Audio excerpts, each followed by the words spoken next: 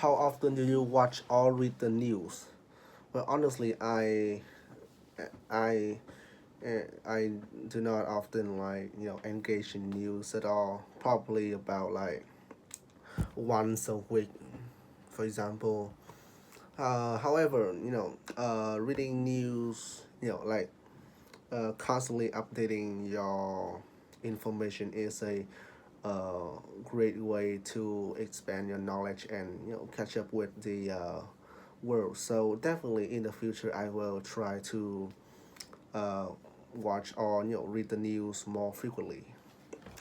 What kind of news are you most interested in? National, international, local?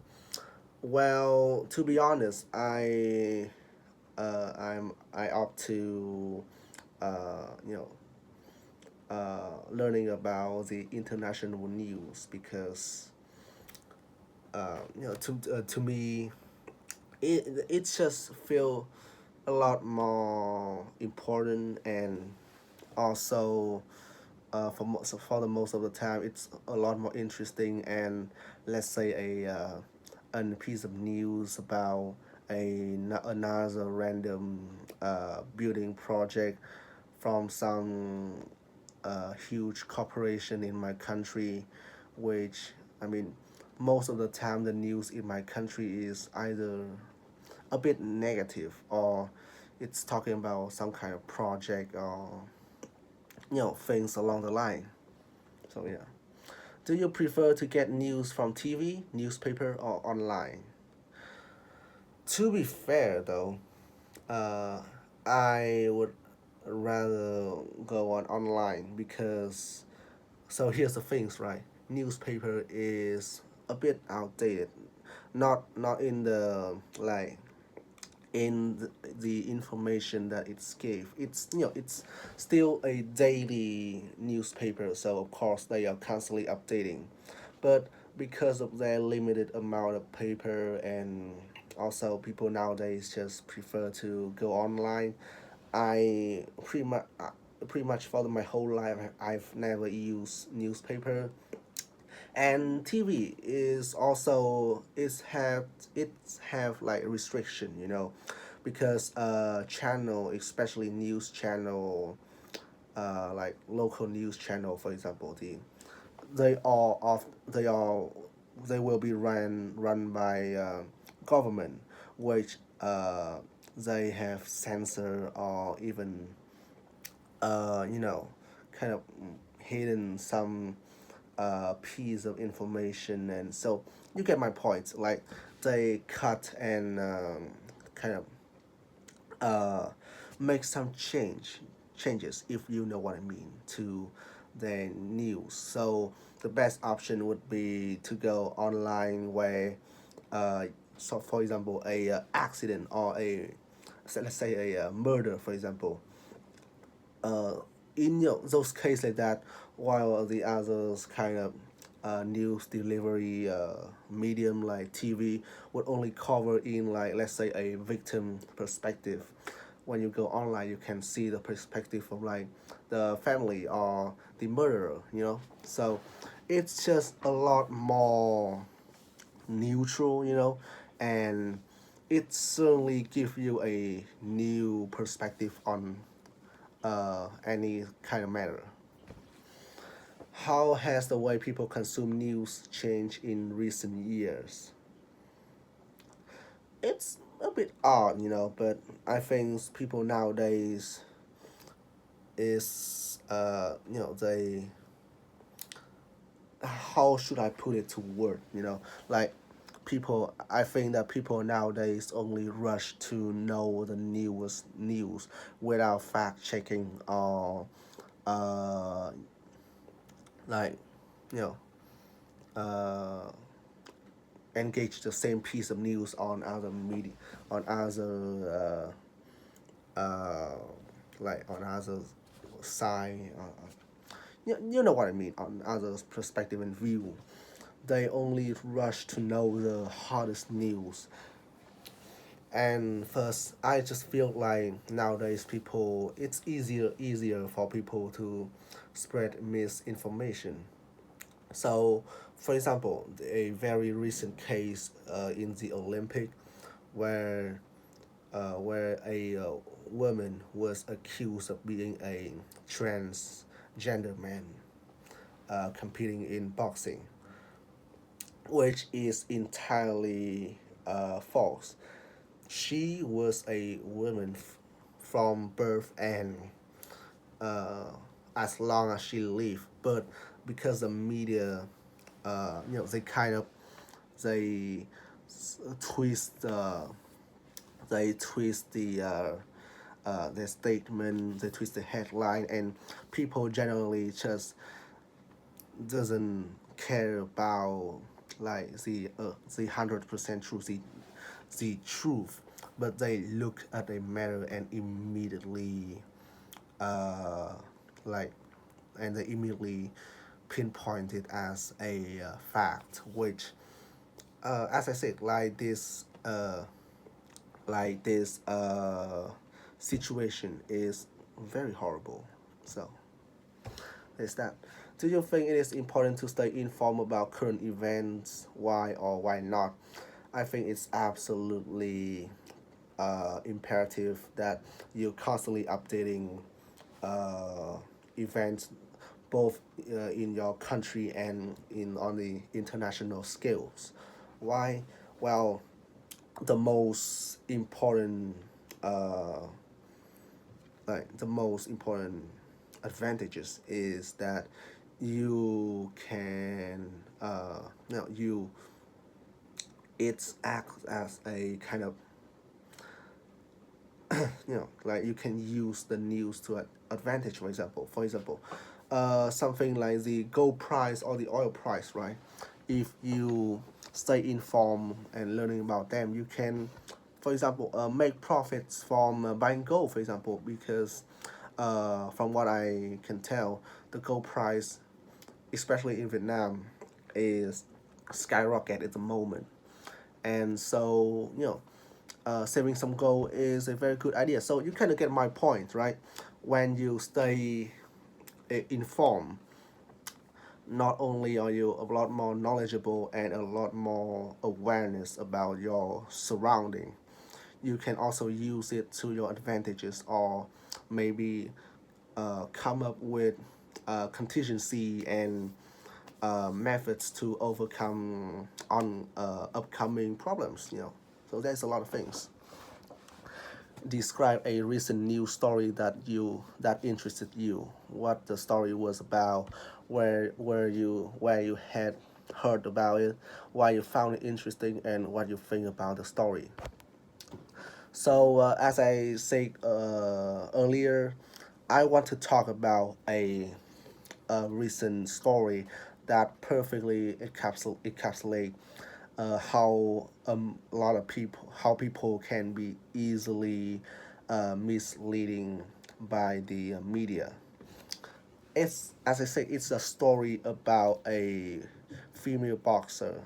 I can't remember her name, but so but long story short, she has a rather a bit masculine appearance, and people are accusing her of allegedly, well, not because it has been proved, but people accuse her being a transgender man fighting in a boxing competition for women. I first heard the story from YouTube, which a lot of people covered the story because it's so it was so infamous that pretty much everyone just want to jump on the cake. And as I said, the reason I found it so kind of the reason it intrigued me is because of how kind of narrow mind people are. So when I first heard about the news, people are accusing her being transgender. However, when I go to the like BBC or other online press and read the story, I didn't see a single word talking about the boxer being the boxer, if the boxer was a man in her in her birth, so I start to be skeptical about why people are constantly saying that she is a transgender man, where there is no like uh, direct statement being uh, you know there isn't any direct statement about that matter. And after certain a lot of searching and staying update to the situation, it's finally comes to light that yes, indeed she was a woman and she is still a woman. And honestly, I just feel very sad because from as far as I know, a lot of people are attacking her on the social media because they thought she was a man, when was she the fact is that she's a woman, but people are attacking her and sending like death threat to the woman. And it's just so sad to see that people doesn't even try to double check any kind of piece of news that they stumble across and immediately jump into the conclusion without uh, delve, diving deeper into the matter to actually know the whole story. So yeah, that's about it. Uh, what role does the media play in shaping public opinion? Uh, I think that nowadays the role of media is uh, as it is as important as ever. It's more important than ever. From pop culture to like I said, news, covering anything. It's in the control of media, and I don't want to make this comparison, but a lot of people in our today's world feels like sheeps, and those are the wolf or the sheep farm or the farmer controlling people's head. So as I said, not only that the media uh, kind of shape the way people think and their mindset, like consumerism, uh, materialism, so stuff like that. They also control the way people look at different matters, like international news and story. Like I said earlier about the boxer, the you know the media can be very misleading and people who are not aware of that misleading and lack the skill to fact check will be will be affected by the media. So yeah, how can people be sure that the news they are receiving is accurate? I think the first like the first thing people have to do when they uh, uh, read about a news is to wait. So what I mean by that, it's a lot of time like journalists and news writer usually they have a tendency to uh, to publish a piece of news, especially if they are a hot topic, as soon as possible. And sometimes, actually, a lot of times, they cut corners and they make a quote unquote clickbait title to gain more engagement and therefore makes the news and the way people look at the news very different. So that's the first thing. You have to wait so that not only that there will be more, usually there will be more updates to the situation, but also wait for other source to cover the matter and take a look at it in different views. So I think that is a general kind of guideline when you look at any piece of news, especially something that are controversial and being a hot topic at the moment. And additionally, as I say, to just keep calm and read in different platforms, especially if a certain matter is either like a bit um, censored, or maybe they are like from your local area, for example. Like what I'm trying to say is that a lot of time people on the higher ups will try to cover certain uh, piece of information, and the only way for you to reach those additional piece is through like inter- international media. So you might want to use like VPN to access those things. So like in my country, they ban like BBC, so I will have to use a medium to actually bypass that security to read the international news, which often is uh, unbiased and a lot more kind of neutral in their way of uh, conveying the story. What are the challenges faced by journalists in today's world? I think it's mainly the competitiveness of a journalist. Because nowadays people just want to be the first to deliver a piece of news as fast as possible, and like, and so it's a fiercely competitive environment that might even require you to sacrifice a bit of your humanity. Like I remember one of the very infamous situation happens in America.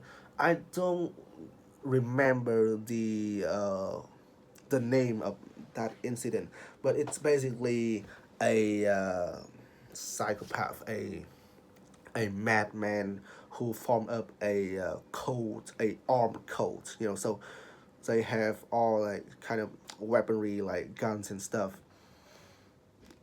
and the police and FBI and all the USA's army have to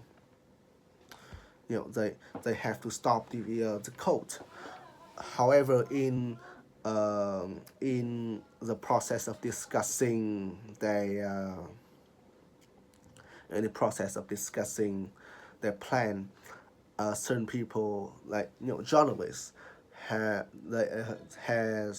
been aware of the leak information, and they immediately had the code uh, to the code territory, which alert the code and makes the previously captured turn into a bloodbath, just because the journalists were trying to cover the news as fast as possible. So yeah, it's that. How has social media changed the way news is reported and consumed?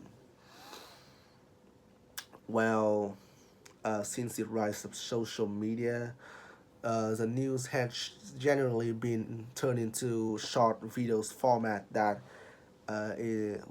is aimed to deliver a piece of information as fast as possible, which in the process, they cut corners, and it's only a summary of the whole situation, making it a bit unreliable because you can only see a very in any matter in a very surface level, And so it's the same thing can be said for the consumer.